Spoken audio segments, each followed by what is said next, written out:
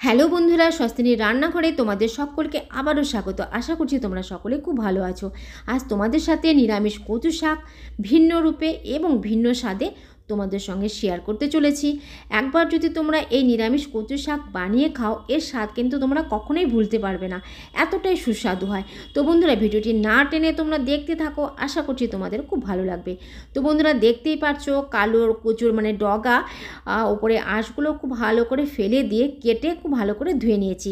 আর আমরা সকলেই কম বেশি জানি কালো কচুতে প্রচুর পরিমাণে আয়রন থাকে। যারা রক্তশূন্যতায় ভুগছেন তাদের জন্য কালো কচু শাক ভীষণই উপকারী।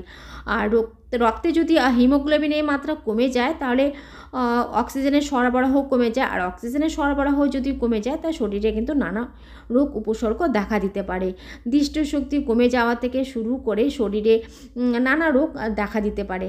তো হাতের সামনে যদি কালো কচু শাক পাওয়া যায় তাহলে ভীষণই ভালো হয়। তো বন্ধুরা দেখো, আমি এখানে অল্প করে জল দিয়ে তারপর ওখানে লবণটা দিয়ে তারপর দেখো কেটে ধুয়ে রাখা কচু শাকগুলো কচুর ডগাগুলো দিয়ে উল্টে পাল্টে দেখো নেড়ে নিচ্ছি। এগুলোকে আমি একটু ভাপিয়ে নেব। তো দেখতেই পাচ্ছ বন্ধুরা, একটু উল্টে পাল্টে নেড়ে নিচ্ছি। নেড়ে নেবার পর এখানে আমি 5-7 মিনিটের জন্য একটু ঢেকে দিলাম। ঠিক 5 থেকে 7 মিনিট বা 8 মিনিট বাদে আমি ঢাকনাটা খুলে নিলাম। আর তোমরা দেখতেই পাচ্ছ কচুর ডগাগুলো কিন্তু ভালোভাবে কিন্তু সেদ্ধ হয়ে গেছে। এবারে স্ট্রেনারের সাহায্যে আমি এই কালো কচুর ডগাগুলোকে দেখো আমি ছেঁকে নিচ্ছি। তো দেখতেই পাচ্ছ বন্ধুরা, আমি ছেঁকে নিলাম। এবার একটুখানি ঠান্ডা জল দিয়ে আবার একটু ভালো করে দেখো ধুয়ে নিলাম। এদিকে আমার কচু শাকগুলো ভাপানো হয়ে গেল। এবার ওই কড়াই আমি দিয়ে দেব 2 টেবিল চামচ সর্ষের তেল। অবশ্যই এই রান্নাটি আমি সর্ষের তেল দিয়েই করব। তারপর ফোড়নের জন্য দিয়ে দেব 2 শুকনো লঙ্কা আর 1/2 চামচ সাদা জিরে। তো দেখো ফোড়নটাকে এবার আমি কয়েক সেকেন্ড খুব ভালো করে নেড়ে চেড়ে একটু ভেজে নিলাম। ভেজে নেবার পর আমি এবারে মশলা দিয়ে দেব। তো এবারে আমি প্রথমে মশলাটা দেব আদা, জিরে আর ধনিয়া বাটা। এখানে প্রায় আমি 1 টেবিল চামচের মতন, 1 টেবিল চামচের একটু বেশি হবে। তো বাটাটা দিয়ে দিলাম। তারপর এখানে লঙ্কার গুঁড়ো দিয়ে দিলাম। তারপর দিয়ে দেব হলুদ গুঁড়ো। হলুদ গুঁড়োটা দেবার পর দিয়ে দেব অল্প একটু জল, যাতে মশলাটা না পুড়ে যায় আর সুন্দরভাবে কষানো হয়ে যায়। তো বেশ কিছুক্ষণ খুব ভালো করে দেখো মশলাটাকে আমি কষিয়ে নিয়েছি। এবারে এর মধ্যে দিয়ে দিচ্ছি অল্প করে বাদাম ভাজা। বাদাম ভাজাটা দেবার পর আগের থেকে অল্প একটু লবণ দিয়ে বুটের ছোলা সেদ্ধ করে রেখেছিলাম। এবার সেদ্ধ করে রাখা বুটের ছোলাগুলো এর মধ্যে দিয়ে দিচ্ছি। নিরামিষ কচু শাকে বুটের ছোলা বা ছোলা না দিলে নিরামিষ কচু শাকের রান্না কিন্তু একদম অসম্পূর্ণ থেকে যায়। তো দেখো মশলার সাথে বাদাম আর ছোলাগুলোকে 2-3 মিনিট নেড়ে নিচ্ছি। নেড়ে নেবার পর এবারে আমি ভাপিয়ে নেওয়া কচুর ডগা শাকগুলো এর মধ্যে দিয়ে আবারও বেশ কিছুক্ষণ মশলার সাথে নেড়ে নেব।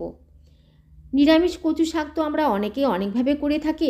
বন্ধুরা, তোমরা ঠিক এই পদ্ধতিতে একবার নিরামিষ কচু শাক বানিয়ে খেয়েও।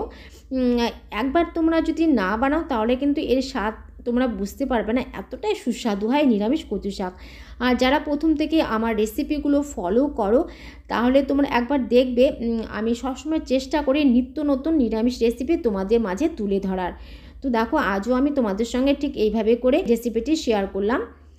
তো দেখো কিছুক্ষণ নেড়ে নেবার পর আমি এখানে 2 চেরা কাঁচা লঙ্কা দিয়ে দিলাম। আর দিয়ে দিলাম স্বাদ মতন লবণ, আর দিয়ে দেব স্বাদ মতন চিনি। আর নিরামিষ কচু শাক একটু মিষ্টি মিষ্টি খেতে ভালো লাগে। তারপর এখানে দেখো দিয়ে দেব কোরানো নারকোল। কোরানো নারকোল ছাড়া কিন্তু নিরামিষ কচু শাক কিন্তু রান্না ভালো হয় না, অসম্পূর্ণই কিন্তু থেকে যায়। তো দেখো কোরানো নারকোলটা দিয়ে আবারও বেশ কিছুক্ষণ দেখো নেড়ে নিচ্ছি। আর যত ভালো করে নাড়া হবে কচু শাক স্বাদ কিন্তু ততটাই কিন্তু বাড়বে। এবারে সব শেষে দিয়ে দেবো, রান্না কিন্তু একদম শেষের দিকে অল্প একটু কিন্তু দিয়ে দিলাম বাটা গরম মশলা। বাটা গরম মশলাটা দেবার পর আর তারপরে দিয়ে দেবো 1 টেবিল চামচ একদম পিওর ঘি। এই ঘি কিন্তু আমার বাড়িতে বানানো। তো দেখো ঘি গরম মশলাটা দেবার পর এবারে খুব ভালো করে দেখো কয়েক মিনিট এই কচু শাকের সাথে একদম নেড়ে নেব। এতে করে এর স্বাদ কিন্তু দারুণ হবে। তো দেখো খুব ভালো করে নেড়ে নেবার পর একদম কিন্তু আমার তৈরি। এবারে আমি নামিয়ে নেব।